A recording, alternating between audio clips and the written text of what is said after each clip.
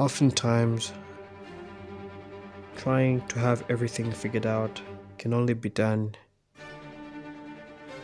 by not having anything figured out. Open your ears for another story to tell on to you. A story of Judean, the beggar, with a zookeeper at the zoo asking him questions. So Judean seated with the zookeeper as his daughter wanders off with other children guided by a tour guide. He sits alone with the zookeeper as the zookeeper asks him questions concerning his experience there. Have you seen the bears? The zookeeper asks Judean. Judean responds, have I seen them? My daughter rushed over to one of them. I got concerned, so I ran faster, only to be embraced by the bear. And as it embraced me, it sat down and leaned on me, so I couldn't move for a good 15 minutes. And as I was doing so, I thought about poking its head, but I wasn't sure if it was a wise idea. I thought about poking its nose, and I even wasn't sure as much if that too was a good idea. So I tapped its head instead, and I patted across its furry body as it rested with its young, as my daughter was playing with it along with its young.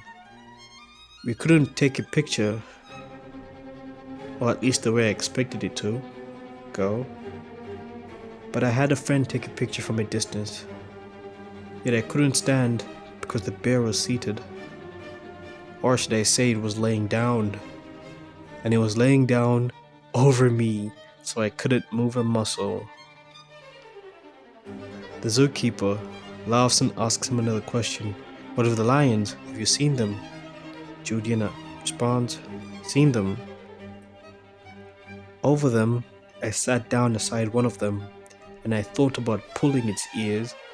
I wasn't sure if it was a good idea, so I played with its mane instead, as my daughter touched its claws here and there, and not once did it revolt.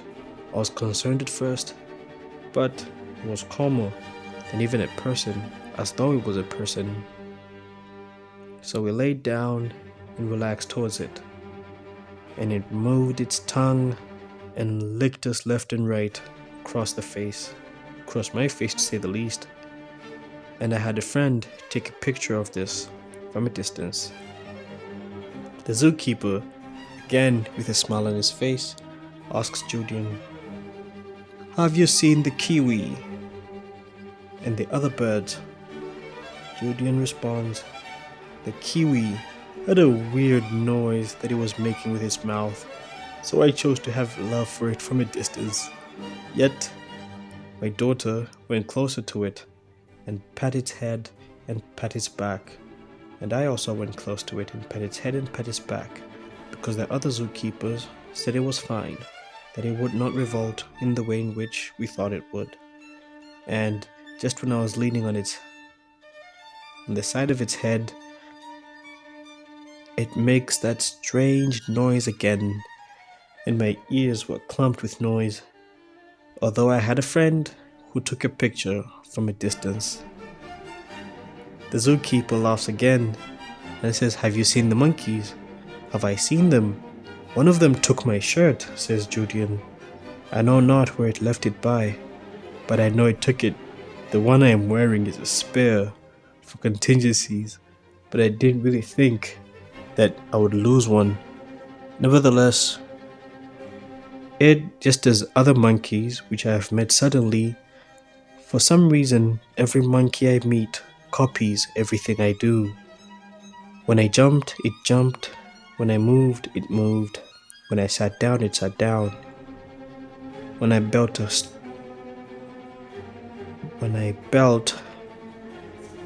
a mini sandy castle, it built a mini sandy castle.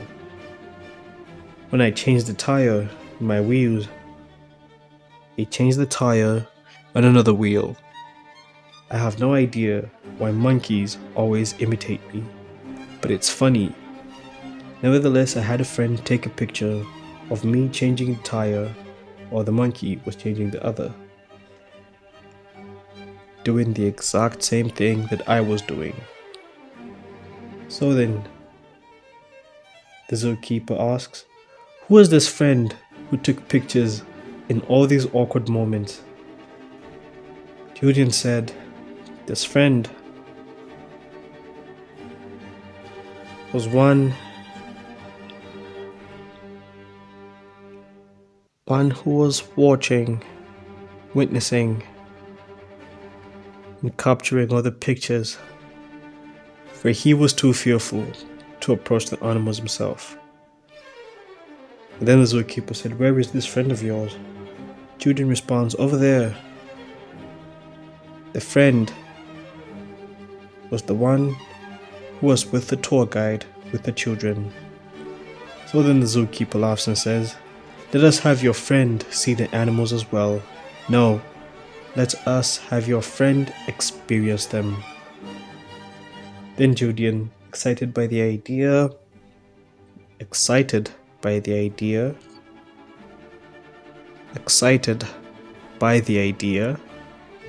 grabs his camera and goes off with the zookeeper to have his friend experience the animals as they took pictures of him. And now I have a question for you. Why do you think I told you this story?